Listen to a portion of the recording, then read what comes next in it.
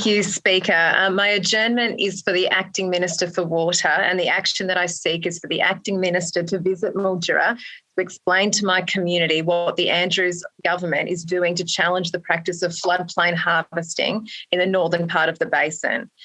A river is not a river without its floodplains, and when those floodplains are dammed so that the water cannot reach the river, the system is rigged.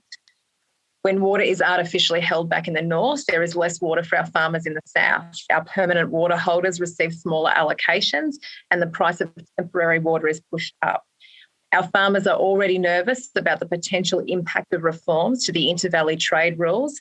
They are concerned about the potential of these changes to limit water availability at times of peak demand and increase competition in what's an already crowded water market.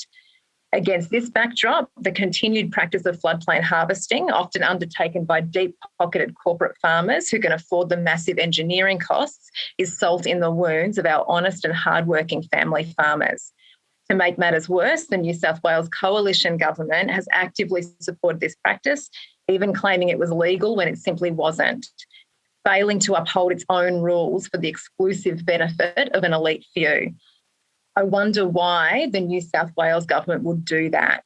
My cross-border colleague, Helen Dalton, has been fighting for a public water register so that potential conflicts of interest can be identified and challenged. But her attempts have been aggressively thwarted every time by the New South Wales Coalition government. The river may have 99 problems, but floodplain harvesting is the biggest, most flagrant, most selfish problem of all. And the New South Wales government is acting with impunity. Diplomacy has been tried and failed. My community wants to know what your government is doing to pressure your New South Wales counterparts to end this unfair practice for good.